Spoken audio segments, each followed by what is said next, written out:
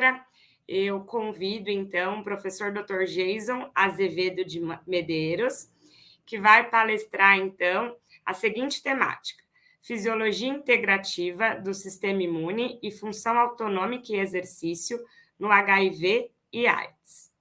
O professor Dr. Jason de Medeiros é graduado em Educação Física pela Universidade do Estado do Rio Grande do Norte, UERN, possui especialização em Atividade Física, Saúde e Qualidade de Vida, também na instituição UERN, mestrado em Educação Física pela Universidade Federal do Rio Grande do Norte, UFRN.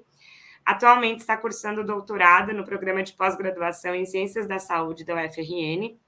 Possui experiência nas áreas de Educação Física e Saúde, com ênfase na fisiologia humana e do exercício, atuando principalmente nos seguintes temas: avaliação e prescrição de exercício físico para pessoas que vivem com HIV e treinamento de atletas de powerlifting. Professor Jason, é uma honra tê-lo conosco nessa tarde do simpósio. Muito obrigada pela presença e participação. Fique à vontade, então, para iniciar a sua aula. Bom, boa tarde, Sara. Eu que agradeço. Vocês me ouvem bem? Eu agradeço o convite, agradeço em especial ao professor Ronaldo, de ter essa parceria já há alguns anos com o nosso grupo de pesquisa, e também ao professor Dr. Paulo Dantas, meu orientador, amigo, paizão, aqui no Rio Grande do Norte, ao qual me incentivou a trabalhar e permanecer trabalhando com essa temática que vocês vão entender mais um pouquinho agora, tá? Então, deixa eu estar apresentando aqui para vocês minha tela, vocês estão vendo. Nós vamos desenvolver juntos aqui uma fala sobre uma fisiologia integrativa, do sistema imunológico, como isso tem ligação com a função autonômica e qual relação tem com o exercício físico. Aproveito já para agradecer a palestrante passada, que já deu bastante conhecimento fisiológico sobre adaptações mitocondriais, por exemplo, em relação ao treinamento aeróbio. E eu queria que vocês agora visualizassem ou canalizassem essas informações fisiológicas que eu vou apresentar para vocês no contexto do HIV. Bom, eu preciso apresentar para vocês como é que funciona uma replicação viral ou o ciclo de vida do HIV. Como ocorre essa contaminação? De maneira sucinta e bem rápida, aqui vocês conseguem perceber o vírus HIV se ligando à célula CD4, o linfócito T auxiliar, e essa ligação ocorre graças aos receptores que essa célula CD4 apresenta, receptores CCR5 e CXCR4, e proteínas especializadas ou especiais que o próprio HIV apresenta, que é a proteína GP120 e a GP41. Uma vez que o HIV ele consegue se ligar a essas proteínas do CD4, o HIV ele se funde, onde a gente consegue ver aqui fusão, e essa fusão ele vai conseguir se desmembrar, liberar suas partículas virais, sofrendo uma transcrição, e essa transcrição vai atuar no núcleo da própria célula CD4, onde um RNA viral irá ser implantado no DNA, e essa transcrição de um RNA viral sairá do núcleo, e junto com partes da membrana da célula, formarão um novo vírus ou novos vírus HIV. O que é interessante falar é que todo esse processo que está sendo apresentado aqui, eles podem ser inibidos através de TARV, ou terapia antirretroviral, como a gente conhece aí popularmente como os coquetéis do HIV. Para cada processo, a ciência já desenvolveu um medicamento que, combinado a outros medicamentos ou a outros agentes medicamentosos, eles têm uma eficiência em inibir a transcrição, em inibir a fusão, em inibir a transformação, a replicação, a translação dessas proteínas virais. Ou seja, a terapia medicamentosa no HIV, ela vem para contribuir, o que a gente chama de inibição do sistema inflamatório ou processo inflamatório. Está passando aí para vocês o slide? Está no primeiro slide ainda, do ciclo de vida do HIV. Eu estou clicando aqui, Sara, agora está passando. Foi. Pessoal, esse nessa replicação viral, ou seja, esse aumento das partículas virais presentes na nossa circulação sistêmica, ela vai fazer com que esses números de CD4, eles diminuam, né? Ou seja, tem uma morte celular, e essa morte celular é interessante falar porque, por exemplo, uma apoptose, uma degeneração celular, faz com que essas próprias partículas virais, elas atraiam mais CD4 inativos, que eles serão infectados ou contaminados por essas próprias partículas virais. E isso vai fazer o sujeito a desenvolver, né, doenças oportunistas, como no caso a síndrome da imunodeficiência adquirida, a AIDS, né, levando o sujeito a uma imunossupressão. Bom, o que acontece então? Se a gente for, né, analisar aqui em pouco tempo, o sujeito ele é infectado, né, então aqui tem a representação da infecção das células CD4 sendo infectadas, atacadas pelo vírus do HIV, e aqui a gente tem uma diminuição dessas células CD4 e um aumento do vírus HIV, chegando a desenvolver aqui a síndrome da imunodeficiência adquirida, no caso aqui, a AIDS. Graças à tecnologia, graças à ciência, né, graças à evolução, à construção, desenvolvimento de novos medicamentos, desde 1984, os estudos, né, principalmente sendo derivados aí nos Estados Unidos, ao ponto de tentar encontrar algum medicamento que combatesse ou surtisse efeito na inibição de algum processo de transcrição viral, as pessoas, ao longo desse tempo, elas não tinham expectativa de vida, né? Elas descobriam que tinham um HIV, que foram contaminados com HIV, desenvolviam a AIDS, desenvolviam doenças oportunísticas, né? E ao ponto delas, muitas delas terem chegado a falecer, morrido por conta disso, e com o tempo, né, os exames ou o desenvolvimento de novos medicamentos, ele foi criando uma progressão, ou seja, uma aceleração em testes e ensaios clínicos randomizados, e as testagens passaram a ser mais eficazes, mais eficientes.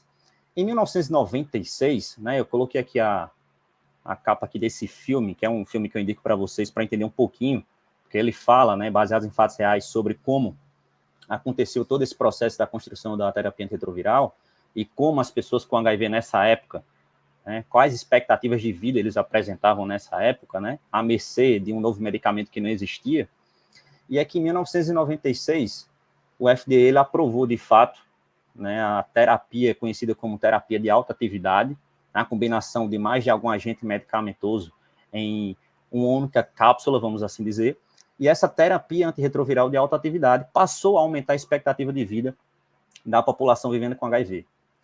No entanto, a gente sabe que depois que o sujeito, ou que as pessoas foram contaminadas com HIV, percebeu-se que, quando iniciou-se a terapia antirretroviral, o combate à replicação viral foi apresentando efeito, ao ponto de que no exame de sangue, as pessoas com HIV que fazem uso, que têm adesão à terapia antirretroviral, elas apresentam níveis indetectáveis do vírus HIV, né?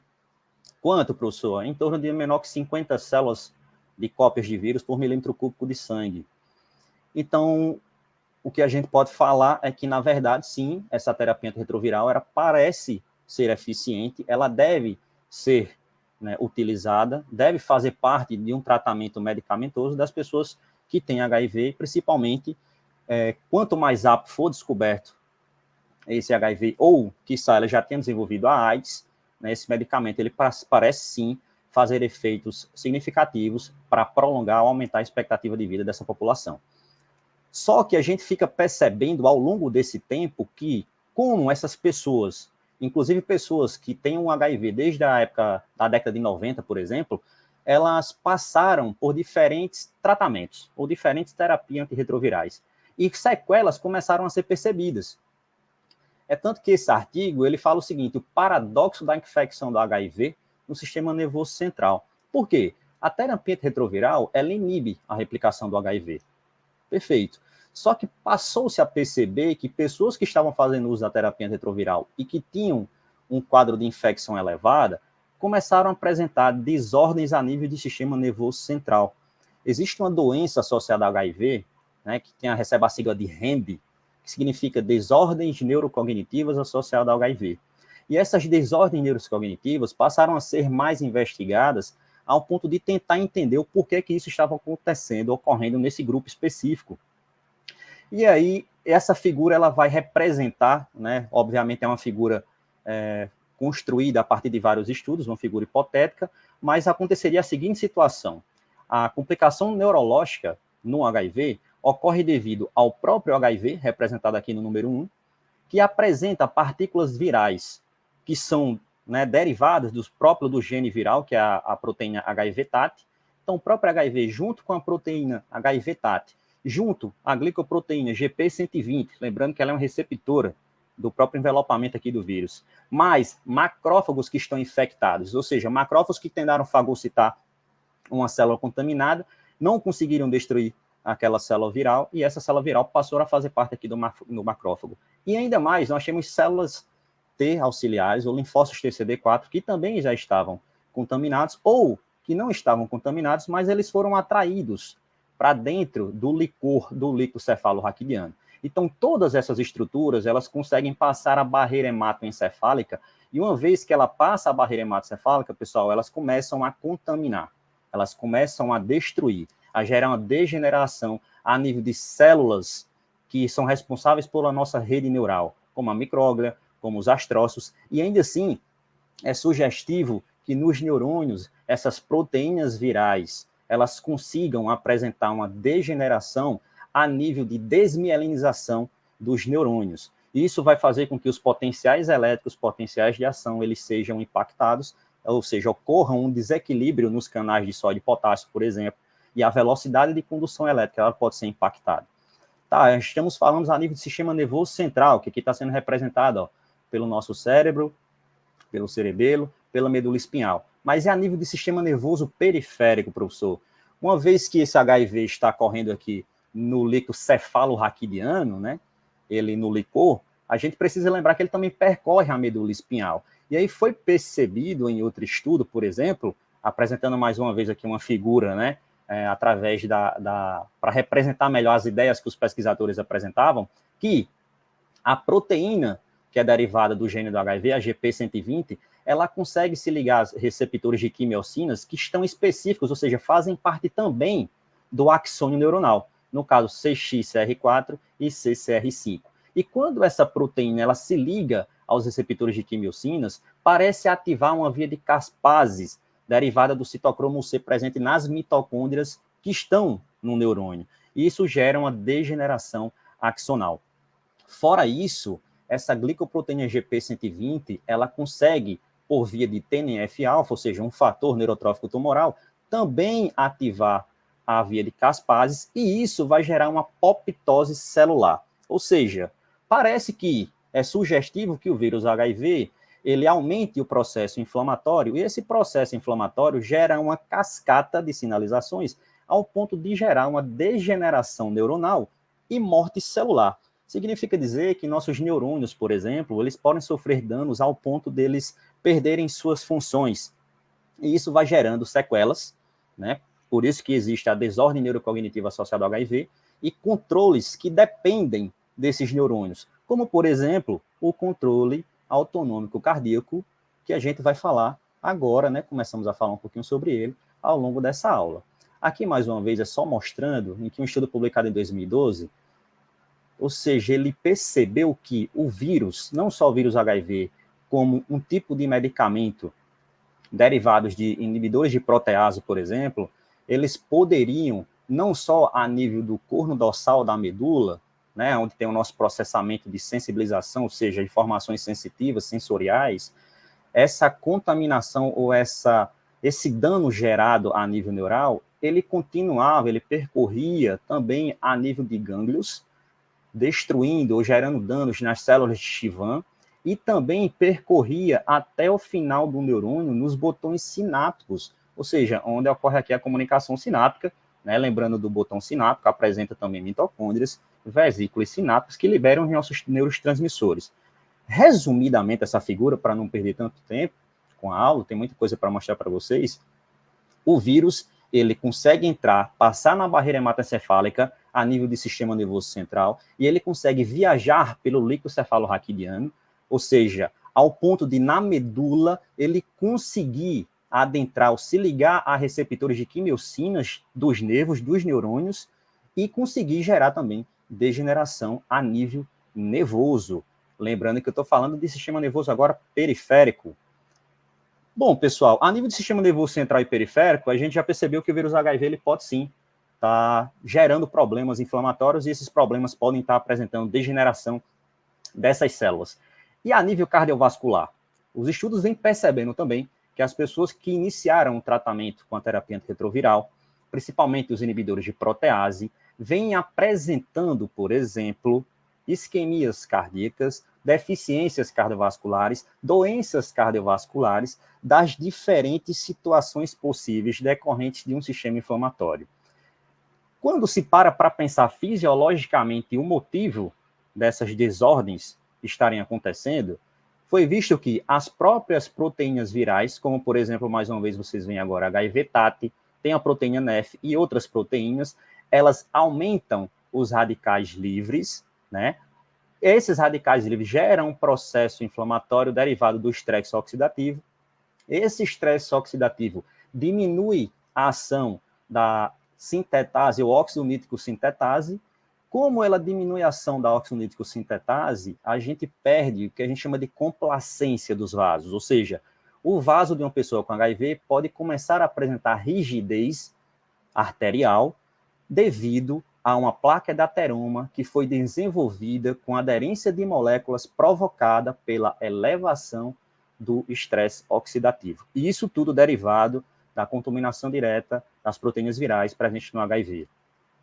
As drogas antirretrovirais, elas atuam principalmente em mudanças sérias lipídicas, ou seja, elas parecem estar ligadas a um aumento elevado aí do colesterol LDL, fazendo com que as pessoas somadas ao estresse oxidativo derivado do ataque do próprio HIV, diminua o lúmen, ou seja, a passagem desse vaso vai ficar mais estreita. Isso vai terminar ou finalizar em uma maior resistência periférica total. Isso vai refletir em quê, professor? No aumento da pressão arterial. Bom, fazendo agora um breve resumo sobre os problemas cardiovasculares. Então, antes da terapia antirretroviral, né? Por que antes da terapia? Porque vocês viram, desde a época de 1900, antes da época de 1996, os pesquisadores, os cientistas, graças a eles, a terapia ela passou por diferentes mudanças, inclusive uma redução nesses efeitos colaterais. No entanto, antes da terapia, parece que o próprio HIV, ele, por si só, já começa a apresentar um quadro inflamatório, né? Como vocês viram, a diminuição dos linfócitos TCD4, fazendo o sujeito desenvolver a AIDS. E essa AIDS, esse quadro inflamatório, estava associada, por exemplo, a uma cardiomiopatia dilatada e uma efusão maior pericárdica. Depois, as primeiras gerações, né, dos terapias medicamentosas, inibidores de protease, inibidores de transcriptase reversa, inibidores de transcriptase reversas não nucleotídeos, né, são os medicamentos mais famosos utilizados nos regimes terapêuticos. Eles combatiam a inflamação crônica, a imunodeficiência. No entanto, começaram a perceber também aterosclerose, infarto do miocárdio, cardiomiopatia dilatada, né, enfim, doenças que estavam associadas principalmente à região ou à parte vascular. O tratamento continuou, começaram a perceber também outros problemas em relação à condutividade elétrica do coração, né, que aí já faz uma ligação mais próxima do que a gente vai ver na frente sobre função autonômica cardíaca. O futuro, como tem mostrado aqui em cima, é que esses regimes terapêuticos, eles permaneçam, até porque eles são eficientes, eles precisam serem utilizados para poder estar tratando ou melhorando essa imunidade da população que tem HIV. No entanto, essa inflamação crônica ela precisa ser melhor monitorada. Por quê? Porque isso vem sendo associado ao aumento e à incidência, ou seja, aumento dos riscos do aparecimento de doenças cardiovasculares. Por que ele tem que ser tomado ainda? Porque, gente, apesar de terem já alguns estudos, inclusive publicados na Nature, sobre pacientes que ficaram curados de HIV, né, essas curas derivadas de células-tronco, por exemplo, ainda é muito remoto os estudos a respeito de se todas as pessoas que têm HIV poderiam responder clinicamente de maneira saudável a um tipo de tratamento como esse, né? Ou seja, são pouquíssimas pessoas, são pouquíssimos os relatos nas pessoas que apresentaram a erradicação da infecção viral. Enquanto isso, ou seja, enquanto a gente não tem ainda a cura, de fato, para o HIV, né, o tratamento da terapia retroviral parece ser, de fato, o mais eficiente no momento, junto a outras terapias não coadjuvantes, como, por exemplo, não medicamentosas e coadjuvantes, como, por exemplo, o exercício físico. A professora da palestra passada, ela já falou um pouco sobre a adaptação mitocondrial, e eu vou aproveitar a deixa dela para explicar para vocês adaptações mitocondriais que a gente tem principalmente em treinamento aeróbio, mas que no HIV possa ser que ocorra de maneira diferente. Por quê?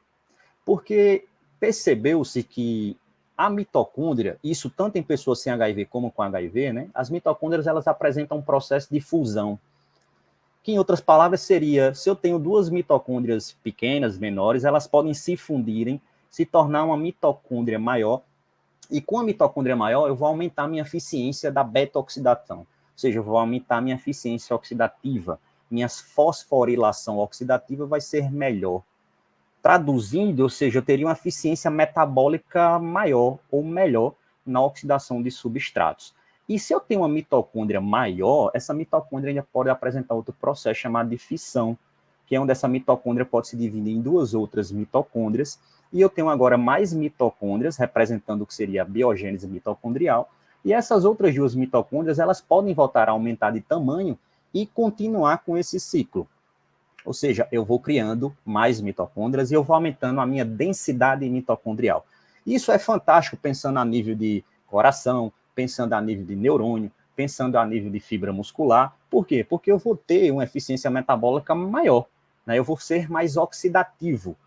Só que parando para analisar, parece que em pessoas com HIV no repouso, né, aqui não é uma adaptação ao exercício, no repouso, esse processo pode ocorrer, só que alguns pesquisadores suspeitaram de que quando essas mitocôndrias se fundem ou elas apresentam essa divisão que é uma fissão, partículas do próprio vírus estavam presentes dentro dessa mitocôndria e ao se dividirem, as partículas permaneceram na mitocôndria, fazendo com que aquela mitocôndria nova, ou seja, que nasceu, ela apresente um dano no seu DNA mitocondrial ao ponto de gerar maior estresse oxidativo.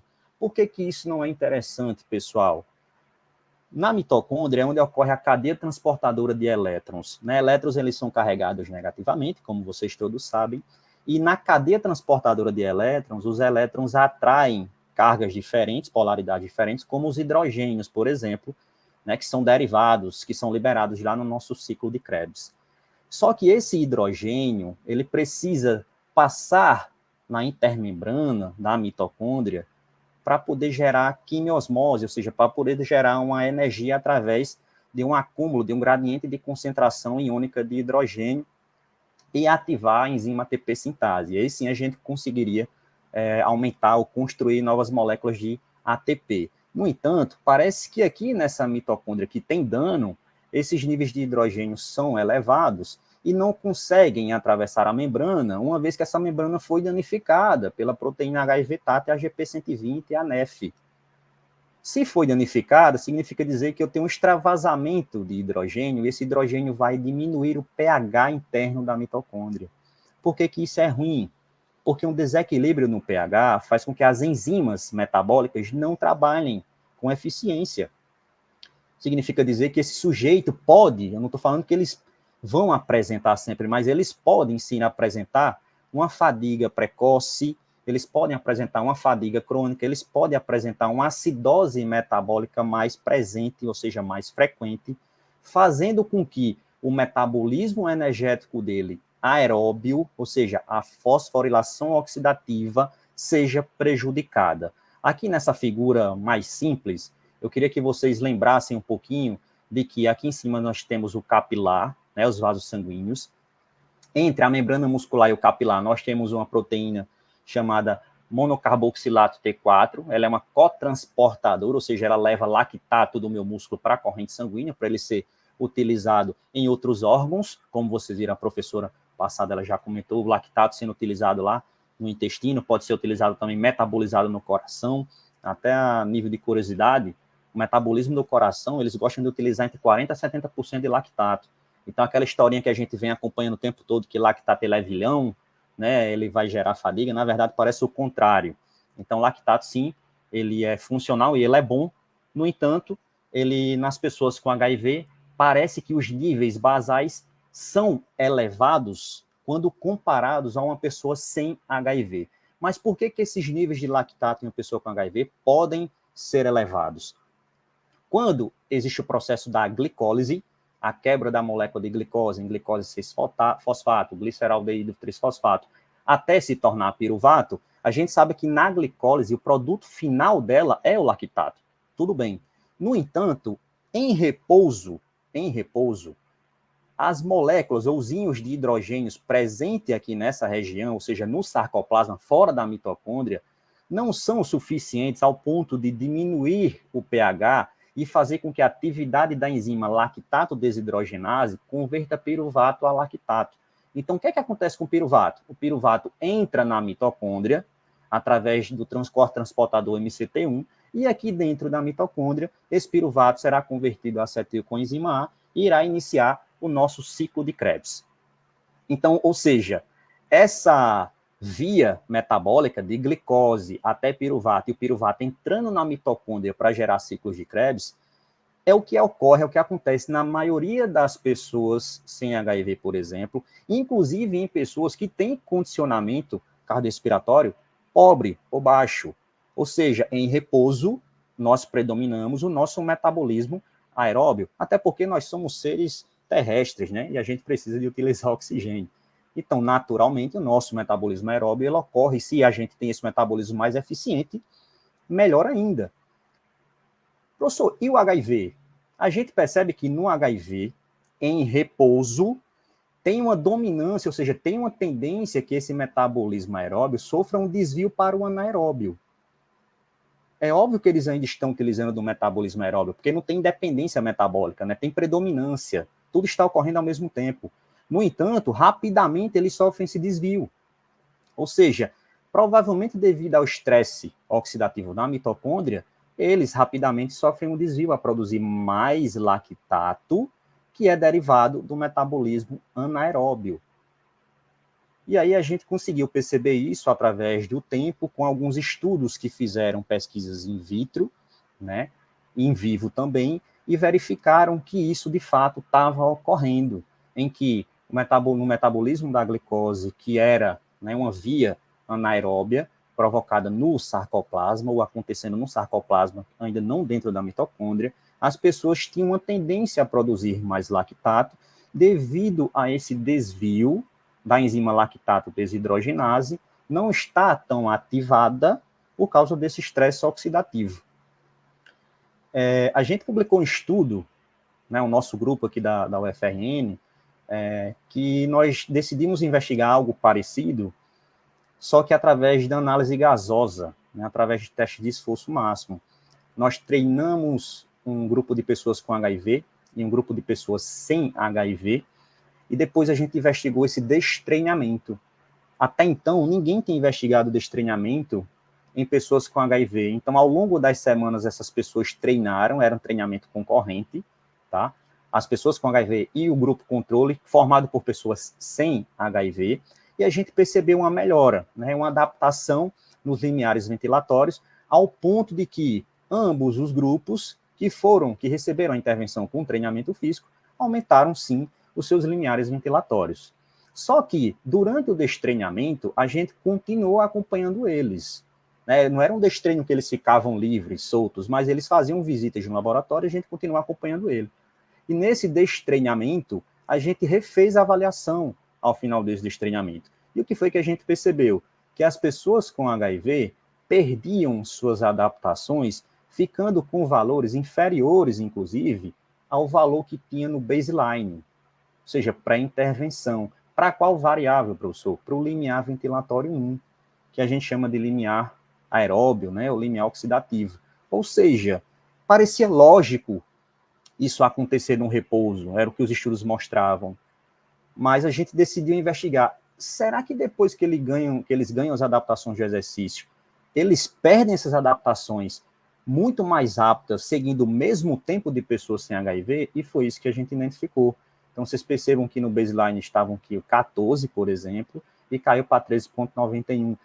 Tem quase a mesma coisa, só que ficou num número inferior ao baseline contra o grupo controle, perdeu sim essas adaptações, no entanto, não voltou a ter os seus valores basais. Bom, pessoal, continuando, vocês viram que o estresse oxidativo, eles podem sim estar prejudicando, por exemplo, doenças cardiovasculares, que esse estresse oxidativo pode sim ser derivado de um dano a nível neural. E agora eu queria que vocês visualizassem comigo apenas como é que esse estresse oxidativo, como é que esse processo inflamatório, como é que essa droga antirretroviral e o HIV, eles poderiam estar impactando no tecido adiposo em disfunções de órgãos que participam desse processo, ao ponto de desenvolverem desordens ou doenças conhecidas como lipodistrofia do HIV, tá? Aqui essa figura ela apresenta dois corpos, né? Ou seja, seriam dois homens, um homem com obesidade, mas sem infecção do HIV, e um homem magro infectado pelo HIV. No entanto, fazendo uma comparação, diríamos que uma pessoa com obesidade sem HIV pode apresentar processos inflamatórios bem parecidos com uma pessoa que tem HIV, mas que seja magra. Então, vejam só, a inflamação derivada de um adipócito inflamado é bem parecido com as inflamações derivadas do ataque viral e das proteínas pró-inflamatórias presentes nos macrófagos infectados em uma pessoa com HIV. Então, a gente chama isso de lipodistrofia, que eu queria que vocês entendessem que é essa lipodistrofia que muitas vezes fazem ou se cria o estigma do HIV, né? As pessoas olham com outros olhos, normalmente é uma recomposição, uma distribuição da gordura corporal. Na face, percebe-se uma redução da maçã aqui do rosto, da região da musculatura e também do tecido do rosto, né? Tem mais protuberâncias. Aqui na região do tronco, onde a gente divide em tronco superior e inferior, tem um aumento da gordura visceral, não necessariamente subcutânea, mas tem uma diminuição na massa muscular dos membros superiores, tem um aumento aqui significativo em algumas pessoas em gorduras localizadas na região aqui da cervical, né? A literatura chama de buffalo hump, até uma terminologia que eu não gosto muito, traduzindo seria castanha de touro, né? Ou castanha de boi, enfim. Algumas pessoas apresentam essa gordura aqui na região. Elas diminuem a massa muscular da região glútea, elas diminuem a massa muscular da região dos membros inferiores. Então, ela tem uma concentração maior de gordura a nível de tronco, pescoço. Inclusive, alguns homens desenvolvem ginecomastia, né? A gente costuma chamar de lipomastia, porque foi uma ginecomastia associada ao acúmulo de gordura. E eles reduzem bastante gordura e massa muscular da região do tronco, dos membros inferiores e dos membros superiores. Bom, associado à lipodistrofia, também foi percebido que essas pessoas aumentavam a expectativa de vida, né? É óbvio, devido ao tratamento antirretroviral. No entanto, elas começavam a apresentar uma resposta inflamatória atenuada de acordo com quem fosse envelhecendo. Então, por exemplo, aqui em vermelho, a gente consegue ver que o gráfico que ele apresenta na figura está lá em cima, né? Que seria a ativação imune aqui durante ou antes de iniciar a terapia antirretroviral, ou seja, tem uma replicação viral aqui bem acelerada. Depois que ele iniciou a terapia antirretroviral, essa inflamação ela começou a diminuir, ela começou a baixar, ele permaneceu utilizando a terapia antirretroviral. No entanto, mesmo ele apresentando a terapia antirretroviral, de acordo com que ele foi envelhecendo, essa resposta anti-inflamatória parece que foi ficando atenuada. E isso surgiu algumas pesquisas com interesse de investigar se as pessoas com HIV tinham diferenças na idade biológica para a idade cronológica. E foi identificado que sim, né? Alguns estudos mostram, por exemplo, que pessoas com HIV que têm 30 anos, 35 anos de idade, têm uma idade biológica que seria muito semelhante ou parecida com uma pessoa que tem 50 anos ou 60 anos de idade. Não, então, elas apresentam maior ou menor densidade mineral óssea, elas sofrem uma maior incidência a desenvolver fragilidade, ter mais quedas, ter anormalidades metabólicas, ter uma senescência celular, ter desequilíbrios musculares, ter desordens neurocognitivas. Então, tudo que poderia estar associado a um envelhecimento, né, parece ser mais precoce em pessoas com HIV com idades mais jovens, né, adultos jovens com 30, 35 anos. Então, resumidamente, o que a gente percebeu até agora é que parece que um processo inflamatório ele é generalizado, né, devido ao ataque à própria infecção do HIV e também a terapia antirretroviral. No entanto, a gente sabe que a terapia antirretroviral, né, ela precisa estar presente para aumentar a expectativa de vida dessa população, mesmo que esteja associada a alguns efeitos colaterais. Só que com a infecção do HIV, eu gero um processo generalizado de processo inflamatório, e esse processo inflamatório pode principalmente estar trazendo outras comorbidades, outras doenças oportunistas. Eu preciso, quanto profissional da educação física, por exemplo, né, já fazendo alusão à minha profissão, assim como outros profissionais da saúde, criar estratégias não medicamentosas, mas que consigam ser associadas à terapia e fazer com que esse processo inflamatório generalizado ele seja resumido, ou ele seja atenuado. Por quê? Porque essas pessoas têm incidência, têm a maior razão de chances e riscos de desenvolverem dislipidemia, tromboses, né, inflamação vascular sistêmica e problemas cardiovasculares. Então, a gente precisa pensar, por exemplo, se eu estou falando de sistema nervoso autônomo ou autonômico, eu preciso lembrar que existe um nervo bem interessante desse sistema nervoso periférico, principalmente, que é o 10º par de nervo craniano, que é o nervo vago. Por que eu vou falar de nervo vago? Porque o nervo vago, ele é importante ao ponto dele conseguir inervar diferentes órgãos através de sua resposta anti-inflamatória colinérgica, porque ele gosta, ele libera bastante neurotransmissor acetilcolina, e a liberação dessa acetilcolina parece desencadear estímulos suficientes ao ponto de tentar controlar esse processo inflamatório generalizado. Então, o nervo vago, que faz parte, né, principalmente, ele ali costumo chamar que ele é o rei, ele é a chave do nosso sistema nervoso parasimpático, ele inerva o nosso coração, ele inerva nosso fígado, ele inerva nosso pâncreas, nosso baço, nosso intestino, ou seja, nosso trato gastrointestinal. Então, se ele inerva, ele tem participações eficientes ou importantes nesses diferentes órgãos. O que acontece é que já foi identificado que parece, ou é sugestivo, que pessoas com HIV têm danos nervosos decorrentes da ligação do próprio vírus e de proteínas virais na membrana nervosa, e esse dano nervoso pode atrapalhar a condutividade, ou seja, os potenciais de ação, a capacidade de potenciais elétricos liberados ou emitidos por esse nervo, que é um nervo, se vocês terem aqui na figura, é um nervo que é bastante importante por estar levando informações a diferentes órgãos.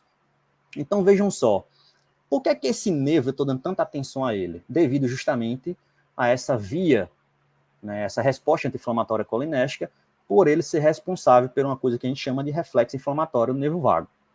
Agora, como é que esse nervo vago, ele consegue, ou ele pelo menos tenta resolver, né, disparar esse reflexo, uma vez que é um reflexo autonômico, quando a gente apresenta um processo inflamatório generalizado? Quando a gente está com um processo inflamatório, e agora eu vou puxar mais, logicamente, para as pessoas com HIV, elas têm um acúmulo bem significativo de citocinas pró-inflamatórias. Essas citocinas pró-inflamatórias foram derivadas da liberação de macrófagos contaminados, ou seja, tinha macrófagos que que tentou fagocitar CT4, eles ficaram contaminados e começaram a produzir citocinas pró-inflamatórias.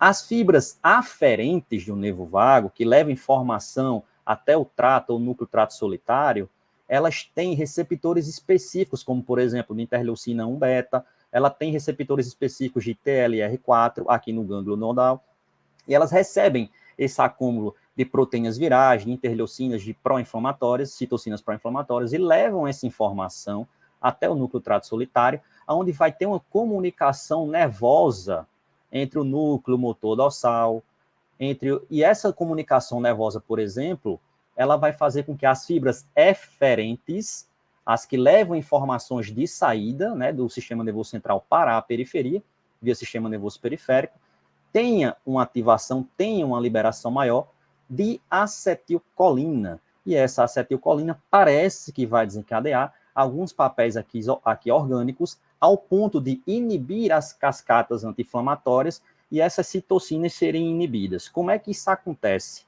Aqui, por exemplo, vocês veem a fibra nervosa vagal eferente, né, ligada no gânglio celíaco. Nessa ligação, nessa comunicação sináptica no nervo esplênico, o nervo vago, ele vai liberar noradrenalina. E aqui no baço, as células CD4 têm receptores beta-adrenérgicos que se comunicam com essa ligação de noradrenalina. O CD4, por si, vai liberar a acetilcolina, assim como o fígado, o intestino, e esse acúmulo de acetilcolina pode viajar até o macrófago, células dendríticas ou outras células do sistema imunológico, que apresentam receptores nicotínicos de acetilcolina, e quando essas acetilcolinas se ligam a esses receptores, percebe-se uma cascata, uma inibição de células que iriam desencadear uma cascata para a liberação de citocinas pró-inflamatórias. Ou seja, pessoal, a atividade do nervo vago tem consequências benéficas ao ponto de que o neurotransmissor acetilcolina pode sim inibir uma cascata de liberação de citocinas pró-inflamatórias. Então, vejam só, seria o nervo vago um nervo que deveria receber uma importante atenção ao ponto de tentar diminuir esses processos inflamatórios em pessoas com HIV? Bom, segundo outro estudo publicado em 2018, apesar de a gente entender um pouco sobre essa resposta anti-inflamatória do nervo vago, eles viram que sujeitos normais, sujeitos sem HIV, essa comunicação ocorria tranquilamente. Então, vocês conseguem ver aqui, ó, a fibra do nervo vago, né, liberando adrenalina, essa adrenalina vai até o baço tem a estimulação do CD4 em liberar acetilcolina, essa acetilcolina vai gerar um efeito aqui benéfico lá no macrófago, então a TNF-alfa, IL-6 e IL-1-beta serão atenuadas, serão diminuídas. E aqui embaixo a gente tem uma curva da inflamação, ou seja, o processo inflamatório se inicia, mas quando a acetilcolina é liberada, esse processo inflamatório ele é atenuado. Então tem uma operação eficiente, né, no transporte de liberação da acetilcolina. Uma pessoa com HIV, o nervo vago vai realizar a mesma função, vai estimular o gânglio celíaco através dos receptores de noradrenalina, beta-adrenérgicos, e a partir daqui essa informação será uma informação a nível de liberação de acetilcolina, só que o baço ele pode estar contaminado com vírus HIV. Então vejam, mesmo que eu tenha uma liberação de acetilcolina no baço, o CD4 que aqui estaria para desencadear a acetilcolina até os macrófagos, já pode estar contaminado com o vírus HIV. E esse vírus HIV poderia inibir a quantidade dos neurotransmissores acetilcolina. Uma outra coisa é que os macrófagos que aqui estariam esperando a acetilcolina se ligar aos seus receptores nicotínicos, poderiam também estar contaminados. Então, parece que o processo anti-inflamatório que é derivado do reflexo inflamatório do nervo vago, podem ser prejudicados em pessoas com HIV. Então, o que a gente teria nesse gráfico de inflamação é que, em um processo inflamatório, através de uma resposta reflexiva, o nervo vago deveria reduzir esse processo inflamatório, no entanto, é sugestivo que esse processo inflamatório ele seja prejudicado devido à contaminação do próprio vírus e de outras proteínas virais presentes no sistema imunológico. Bom, falamos de nervo vago, agora vamos falar um pouco de como o exercício físico ele pode gerar adaptações para tentar somar a terapia medicamentosa, aumentar a expectativa de vida dessa população que vive com HIV. Então, alguns estudos vêm mostrando que, sim, o exercício físico ele gera um processo anti-inflamatório a nível de fibras musculares, como ao aumento da PGC1-alfa, né, estimulado pela ericina, que vai fazer com que exista uma maior biogênese mitocondrial, principalmente a nível de gordura marrom, por exemplo. Tem um aumento da IL-6, tem um aumento na IL-1, né, antagônica, enfim. A nível de fibra muscular, a gente vai ter um aumento de interleucinas, quimiocinas, que vai auxiliar nesse processo anti-inflamatório, principalmente aqui a produção de M2, macrófago M2, que é anti-inflamatório, e uma redução do macrófago M1, que é inflamatório, e assim sucessivamente. A nível de tecido adiposo, também a gente vai conseguir ter adaptações interessantes ao ponto de ter uma redução no tecido adiposo, e essa redução vai gerar em um menor processo inflamatório. E a outra adaptação interessante é que o processo inflamatório que estava presente nos vasos sanguíneos, que eu mostrei para vocês que a enzima precursora do óxido nítrico, né, que gera maior complacência e menor resistência periférica, ela diminui, né, e aí o óxido nítrico ele consegue apresentar uma maior atuação, fazendo com que os nossos vasos tenham uma maior dilatação, aumentem o seu lume e o sangue consiga percorrer para as áreas mais periféricas. Em um equilíbrio, nós temos um fenótipo anti-inflamatório mais evidente e uma redução do fenótipo de uma característica inflamatória reduzida ou atenuada, né, derivada da prática de exercício físico. Só que vejam só, as adaptações do exercício físico a níveis inflamatórios, tudo bem, mas e a níveis específicos de adaptações cardiovasculares? Bom, é sabido que o treinamento aeróbio, principalmente, né, ele vai ter um aumento interessante no nosso volume de oxigênio máximo consumido, devido a algumas adaptações a nível de miocárdio, como, por exemplo, eu tenho uma maior complacência ventricular, ao ponto de eu conseguir ter uma distensão ou extensibilidade maior da nossa musculatura cardíaca, fazendo com que eu tenha um maior volume sistólico final. Por outro lado, eu não só consigo ter um maior alongamento, uma maior distensão do meu ventrículo esquerdo, como eu também aumento, ou seja, eu hipertrofio a parede do meu miocárdio, e o meu ventrículo esquerdo vai conseguir contrair com mais eficiência, mandando agora esse muito sangue que ele recebeu durante uma diástole. Então, a nível de câmara cardíaca, eu tenho uma adaptação bem interessante. E isso foi referenciado, isso foi associado a um aumento na condução elétrica do coração, ou seja, um aumento da variabilidade da frequência cardíaca e também associado a uma frequência cardíaca de repouso menor. Né? Se a gente lembrar que entre uma diástole e uma sístole nós temos os batimentos cardíacos, se esses batimentos estão mais espaçados devido à eficiência cardíaca, essa frequência cardíaca iria ficar mais reduzida, né? A gente conseguiu perceber adaptações não só a nível da musculatura cardíaca, mas também a nível da cardio ou a nível cardiometabólico presente nas mitocôndrias que ficaram mais eficientes no coração. Então, ou seja, o treinamento ele gera adaptações cardiovasculares a nível da musculatura cardíaca e também geram adaptações a nível metabólico, principalmente pela eficiência mitocondrial presente também aqui no nosso coração. Pensando nisso, seria fácil dizer que o nosso VO2 máximo, representado pela equação aqui de Fick, ele aumentaria devido às adaptações que ocorrem, que contribuem para o aumento do meu volume sistólico, para a minha frequência cardíaca e para uma diferença arteriovenosa, onde eu consigo transportar melhor oxigênio e eu consigo eliminar dos meus tecidos mais dióxido de carbono, ou seja, minha troca gasosa, minha hematose tissular, ela ficaria mais eficiente.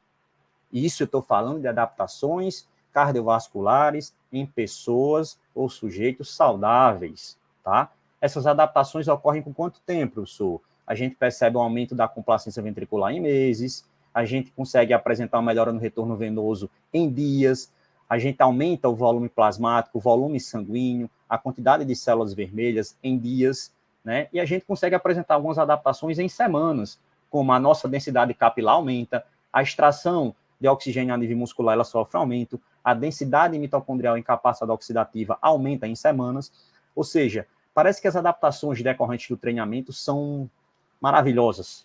Se isso ocorre em uma pessoa sem HIV, isso poderia gerar mais benefícios ainda a uma pessoa que sofre com inflamação crônica, que precisa de tomar um medicamento que todo santo dia fica lá contribuindo para que esse vírus não se replique, porém, pode estar desenvolvendo outras doenças associadas ao estresse oxidativo provocado pelo medicamento. E aí foi através dessas hipóteses, desses estudos, que a gente começou a tentar investigar o que é que isso estava afetando na função autonômica cardíaca. Porque, vejam só, eu tenho adaptações cardiovasculares, mas os estudos não conseguem explicar a fisiologia, os processos mecânicos de adaptação que mudaria essa atividade elétrica do coração. E eu sei que o nervo vago ele tem uma participação interessante, por ele libera acetilcolina nos receptores do coração. Isso faz com que meu coração ele consiga ter frequências cardíacas mais baixas. Ele consiga bater com a frequência um pouco mais baixa, em comparação com a atividade do sistema nervoso simpático, que libera noradrenalina e aumenta a contratibilidade e a frequência cardíaca. Então, vejam só, eu consigo avaliar ou investigar a função autonômica cardíaca, não só de pessoas com HIV, mas de várias outras populações, através de alguns testes, de algumas avaliações. Manobra de Valsalva, respiração profunda, teste isométrico de pressão palmar, teste de pressão no frio, o famoso cold pressure test, enfim. Principalmente, o que está sendo mais utilizado agora no momento nessa população, provavelmente pela aplicabilidade clínica e facilidade na utilização, é uma avaliação da variabilidade da frequência cardíaca e uma avaliação da recuperação da frequência cardíaca. Eu coloquei algumas fotos aqui só para lembrar que nós estamos fazendo isso no momento. Na verdade, a gente já faz isso há uns 12 anos na UFRN, né? Eu trabalho com isso há mais de 12 anos. E a gente consegue identificar aqui, por exemplo, que alguns aparelhos com alguns custos mais acessíveis, eles podem estar fazendo parte do nosso dia a dia na avaliação da função autonômica cardíaca. Por exemplo, hoje nós utilizamos um monitor cardíaco acoplado a um aplicativo, que é esse aplicativo Elite HRV, onde nós conseguimos seguir o protocolo, né, recomendado pela Sociedade Internacional de como registrar esses batimentos cardíacos, e depois que esses batimentos eles foram registrados, a gente faz uma análise, né, através de outro software, que é o Cubius, ao ponto de tentar identificar ou analisar o comportamento dessa variabilidade da frequência cardíaca. A recuperação da frequência cardíaca ela é mais simples, pois após um teste de esforço submáximo ou máximo, eu consigo mensurar, segundo alguns estudos, que após 1 minuto do esforço, se aquele meu paciente ele não tem recuperado 12 batimentos por minuto, é sugestivo que ele venha, ou que ele possa vir a apresentar já uma disfunção autonômica cardíaca. Então, tem alguns estudos que demonstram que a recuperação ou não de 12 batimentos por minuto, após 1 minuto do teste de esforço máximo, é sugestivo de que aquela pessoa pode ter alguma disfunção autonômica cardíaca. Por que a gente decidiu fazer isso? Primeiro, eu fiquei curioso, eu fiquei intrigado de não ter conseguido identificar adaptações que, de fato, me convencessem o mecanismo fisiológico que impactasse o funcionamento autonômico. Eu mostrei para vocês como é que o nervo vago consegue liberar essa acetilcolina, isso poderia estar impactando, sim, na função autonômica cardíaca. No entanto, as avaliações e os estudos, principalmente em pessoas com HIV, ainda apresentam uma lacuna muito extensa a nível de conhecimento de como isso se comporta, de como isso sim acontece. E aí, em 2016, o McIntosh publicou uma meta-análise sobre variabilidade da frequência cardíaca em pessoas com HIV sob o uso de terapia retroviral. E aqui nesses gráficos eu vou explicar para vocês rapidinho que tem algumas variáveis que estão mais associadas ao sistema nervoso parasimpático, ou seja, a via do nervo vago, né, a nossa modulação vagal. Por exemplo, aqui eles viram que pessoas com HIV em repouso tinham uma redução ou apresentavam uma diminuição na variável RMSSD, que é uma variável da variabilidade da frequência cardíaca associada mais à atividade do sistema nervoso parasimpático. Isso poderia estar sendo refletida em uma diminuição da atividade do nervo vago, por exemplo. Aqui ele apresentou também uma redução na atividade pelo domínio da frequência, que é outro tipo de método de analisar a variabilidade, que ele tinha uma atividade da LF um pouco mais alta. Né? Alguns estudos dizem que essa variável LF está mais associada à atividade simpática, enfim, outros estudos ainda são bem contradizentes, diz que ela tem uma participação efetiva nos dois sistemas, parasimpático e simpático. E aqui no outro, ele mostra que a banda, a high frequency, né, a banda alta, a frequência alta, que está mais associada ao sistema nervoso parasimpático, ou seja, do nervo vago, eles apresentam uma redução no repouso.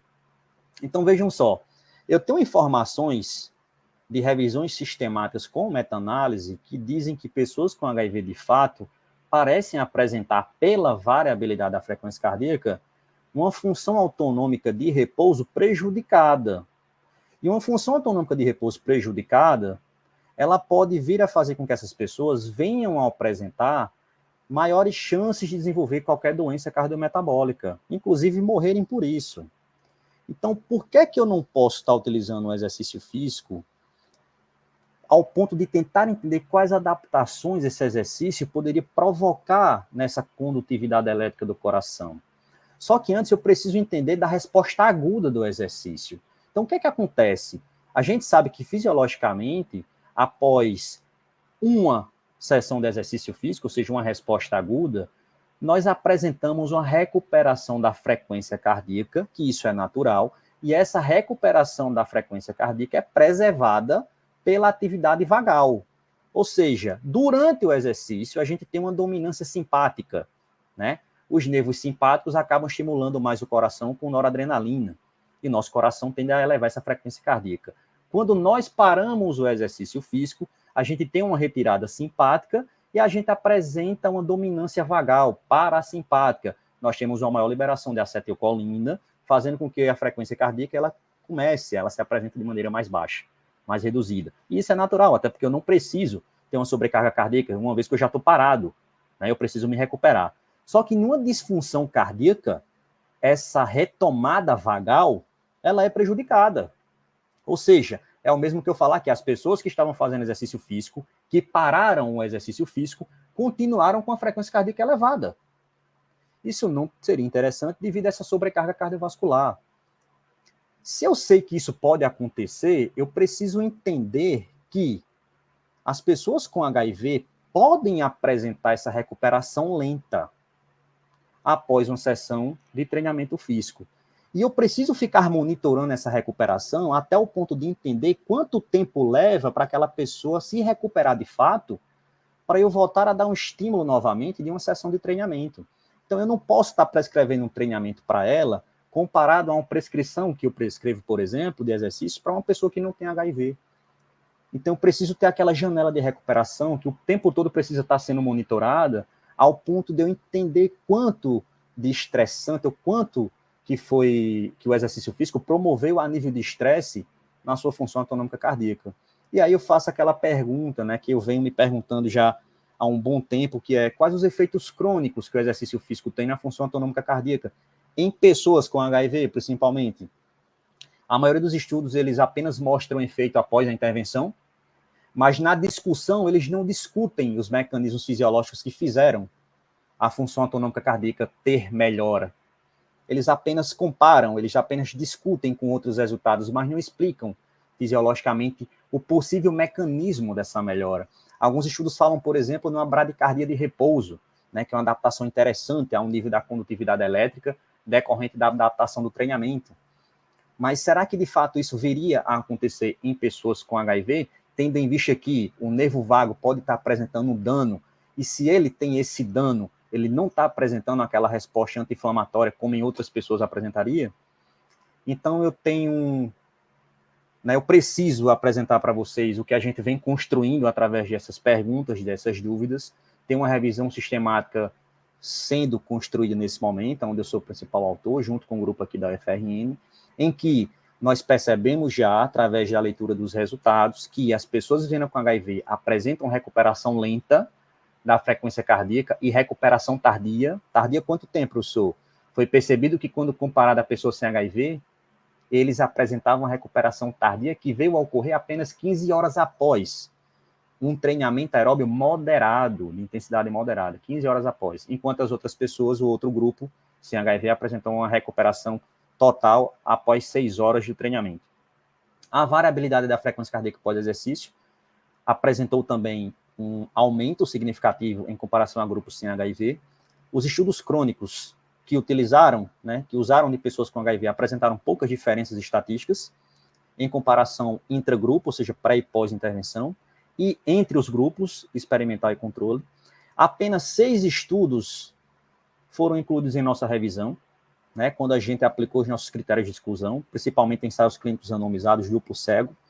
3 estudos foram agudos e 3 estudos crônicos. Então, a gente decidiu por não apresentar os dados dessa meta-análise, uma vez que, quando a gente calculou, percebemos uma alta heterogeneidade dos dados, né, sugerindo que precisamos analisar os nossos resultados com cautela, uma vez que diferentes métodos de avaliar a função autonômica cardíaca foram utilizados, diferentes protocolos de exercício físico foram aplicados, e a alta heterogeneidade desse grupo em específico, que é um grupo bastante difícil, pessoal, de trabalhar, uma vez que esse estresse oxidativo, esses efeitos inflamatórios, essa não aceitação, esse preconceito da sociedade, esse estigma presente até hoje, faz com que essas pessoas não tenham uma boa aderência ao treinamento físico. Então, as taxas de evasão, de desistência são muito altas, né? Quando se começam a praticar exercícios físicos, por exemplo. Então, os estudos não levaram em consideração, por exemplo, o tempo de infecção do HIV, o tempo que eles fazem a terapia, o tipo da terapia. Vocês viram que alguns medicamentos presentes na terapia geram maiores problemas cardiovasculares, e também a presença de lipodistrofia, que é aquela desordem metabólica que provoca ali uma recomposição corporal. Então, pontos-chave importantes. Pessoas com HIV precisam tomar terapia, isso é fato, para poder enfrentar a condição crônica da doença. Tá? Parar de tomar a terapia, já foi possível perceber em estudos que decidiu parar de tomar terapia, o quadro inflamatório aumenta. Então, é melhor conviver, trabalhar com outras terapias não medicamentosas, mas que sim, a terapia continua tendo efeito. O HIV e a terapia antirretroviral promovem efeitos inflamatórios, contribuem para o aparecimento de novas comorbidades. Terceiro ponto, o processo inflamatório aumenta a senescência celular, e isso contribui para o envelhecimento precoce e o aparecimento de doenças associadas a esse envelhecimento. Quarto ponto, estratégias de terapias não medicamentosas, como exercício físico, nutrição e outras terapias, elas parecem trazer benefícios através das adaptações e mudanças nos sistemas orgânicos de pessoas vivendo com HIV/AIDS. Quinto ponto, o principal ponto-chave na prescrição de um exercício é focar na mudança do hábito para aumentar a aderência dessa população quanto à prática de exercício físico, independente de qual exercício esteja sendo praticado, pessoal. Eu não posso prescrever um exercício por amor àquela modalidade. Né? Sara, quando me apresentou, falou, o Jason trabalha com powerlifting.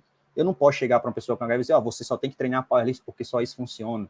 Não, eu tenho que prescrever um exercício que faça aquela pessoa permanecer fazendo o exercício. E é isso que vai gerar mudanças adaptativas naquela pessoa.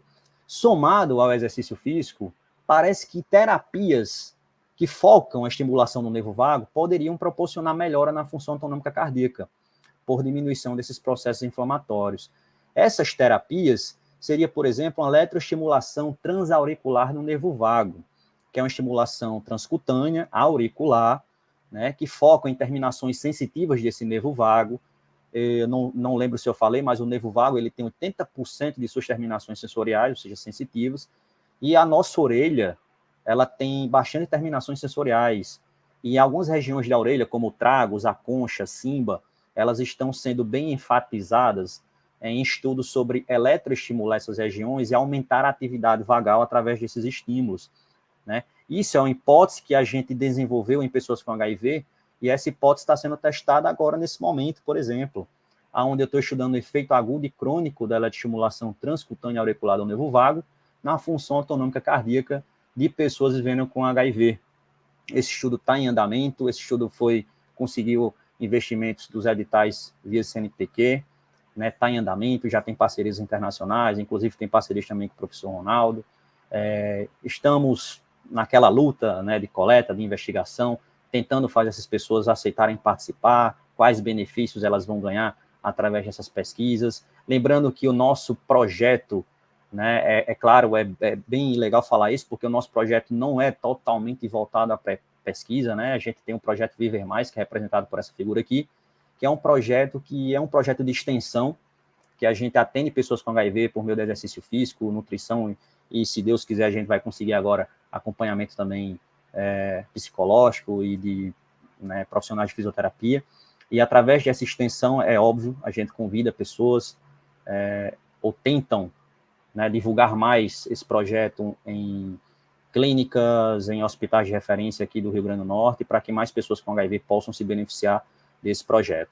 E outro estudo que está sendo desenvolvido, vai começar a ser desenvolvido de fato, pelo professor Felipe Varela, né, que pretende estudar o efeito agudo do treinamento intervalado de alta intensidade em parâmetros imunológicos em função autonômica cardíaca de pessoas vivendo com HIV. Outros estudos, obviamente, estão sendo desenvolvidos, né, os projetos estão sendo protocolados, e é isso que eu queria falar para vocês. Desculpe a correria, espero que vocês tenham entendido um pouco mais sobre a função autonômica cardíaca e quanto o sistema imunológico e a resposta inflamatória pode estar afetando no contexto do HIV. Por fim, eu apresento alguns estudos que nosso grupo vem desenvolvendo, né, com parcerias também junto com a Unifesp, falar de vida e perfil socioeconômico e fatores clínicos de pessoas com HIV, praticantes de exercício físico, efeito do treinamento e destreinamento no componente de aptidão física em pessoas com HIV. A gente trabalha também com equilíbrio, performance de equilíbrio postural em crianças e adolescentes vivendo com HIV, né, a influência da curcumina no perfil glicêmico, marcadores inflamatórios, estresse oxidativo em indivíduos com HIV. Enfim, a gente vem desenvolvendo estudos bem interessantes aí, bacana, para a comunidade científica, e no final das contas eu só tenho a agradecer a presença de vocês, o convite, a confiança. Eu deixo aqui meus contatos, caso vocês tenham mais dúvidas, queiram saber de mais detalhes sobre o que a gente trabalha, meu Instagram, @jasonprof, e aqui o meu e-mail, né, que vocês podem estar entrando em contato para a gente conversar mais sobre esse tema.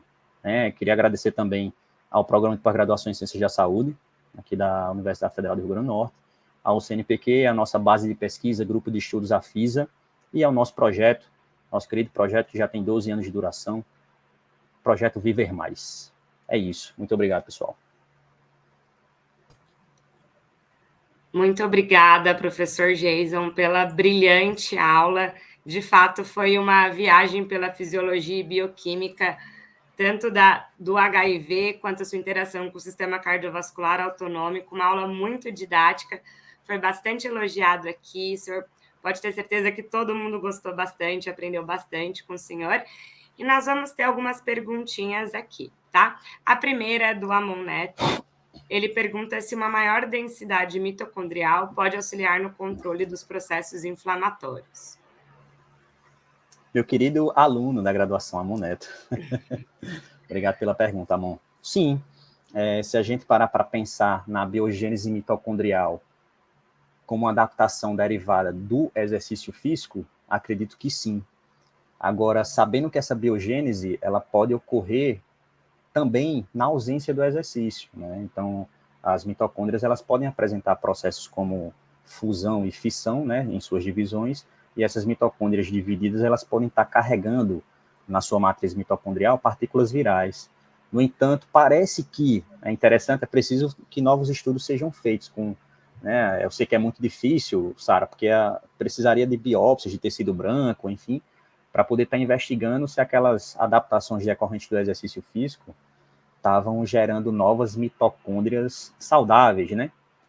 Mas através de avaliações cardiorrespiratórias a gente percebe que sim, né? Que tem essa associação da melhora da aptidão cardiorrespiratória no HIV e tem uma correlação, né, inversamente proporcional a um processo inflamatório, ou seja, as pessoas que parecem apresentar uma maior aptidão têm um menor processo inflamatório. Muito bom. A próxima pergunta é do professor Guilherme Novaes. O fato do HIV forçar a utilização da via anaeróbica como fonte energética, é possível afirmar que o desempenho no exercício aeróbico é prejudicado? Perfeito, Guilherme. Obrigado pela pergunta. Então, a gente percebe que principalmente o limiar aeróbico ele sofre um maior prejuízo, né? Uma maior deficiência devido à toxicidade mitocondrial. No entanto, a contribuição energética pela via anaeróbia, ela é curta, né? Ela contribui ali, se a gente for pegar de fato, estudar bioquimicamente e tudo mais, a contribuição predominantemente de cada via energética, a via da creatina fosfato, a TPCP, ela vai contribuir de 5 a 7 segundos, quiçá o cara seja muito treinado já. A via glicolítica vai contribuir predominantemente até 15, então você tem uma contribuição aeróbica já depois de 15 segundos praticamente, durante 30 segundos, por exemplo, a via aeróbica já é totalmente predominante. Se essa via glicolítica vai ser prejudicada, provavelmente esse prejuízo é derivado da redução da capacidade da fibra do tipo 2 de pessoas com HIV sofrerem alteração devido também à infecção viral.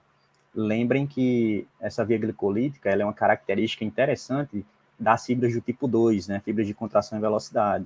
E a gente percebe que pessoas com HIV, elas mesmo treinando força, elas venham a ter uma deficiência, ou seja, a capacidade de hipertrófica dessas fibras tipo 2 parecem ser prejudicadas, e isso poderia estar justificando uma menor reserva de glicogênio nessa fibra muscular. Perfeito. Resumindo, Sara, Perfeito, tanto a capacidade aeróbica como a anaeróbica são prejudicadas. Perfeito. Temos mais uma pergunta do José Alesson. Então, seria mais recomendado utilizar menor volume de treino em pessoas com HIV?